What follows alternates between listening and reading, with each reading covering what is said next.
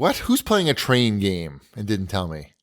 I am. What? It's on Game Pass. What? Are you playing that game? I tried it once and I did not like it.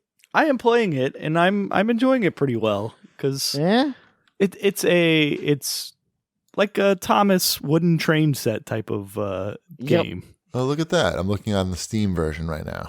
Yeah. So I mean, it doesn't like set the world on fire or anything, but it has objectives and you're setting up a wooden train set like in living room type environments, and you've got to get the train to go pick up the business people and drop them off in the business district. And Choo-choo. Yeah, it does that. You can press a button and it goes choo-choo. I've been playing with Dash, who was into trains, and he likes watching me play this game. It's also really easy to get achievements in.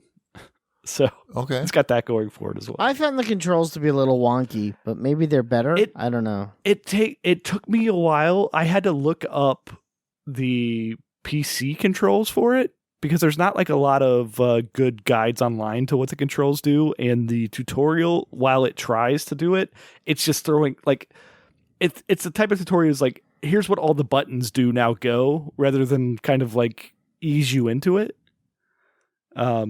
But once I figured out what the controls were, I could construct everything pretty easily. Okay, so it's not just me. That's what. No. There is a very slight learning curve at the beginning, which is kind of what you'd expect in any kind of like these simulation building games, because they all have like, without a mouse and keyboard, they all have their unique styles on a controller. It took me a while to figure out, like, the train went off the tracks.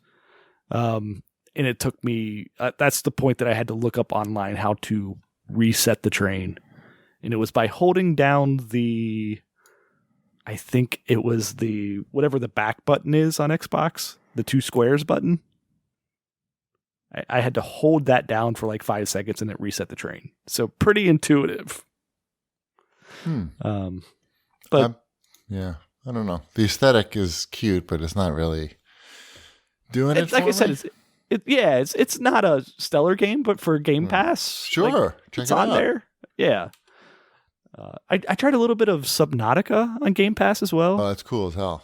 That is a cool game. Yeah. It is way too stressful for me. Yes, you can get sucked into. That's why I stopped playing it eventually. Yeah. Have you tried that at all, Wombat? He did. Tried what? Subnautica. You played that? Yeah, I played Subnautica. Yeah. That is a really cool game that my kids liked watching me play as well. Until they can't breathe. Right. We didn't get to that point because I was like, all right. Well, I'm getting a little low on everything here, and I'm not really sure where to go. Right. But very like that. Your kids would probably like No Man's Sky.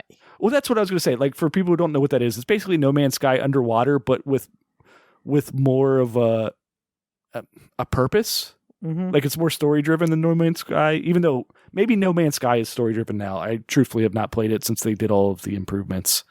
I was going to say, you could play that game where you don't have to worry about resources or anything. You could just fly to different planets. Mm-hmm. And I bet your kids would like to see all the different planets and animals. And you could do that in Subnautica as well. You can play a version where it's not as like survival based.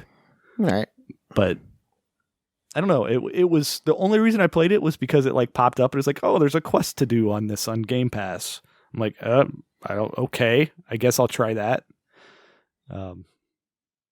Game Pass is pretty good. I don't know if you guys know that. I'm familiar with the Game Pass. I'm excited to play Tekken 7. Are you? Yeah. Yeah, you do like that Tekken.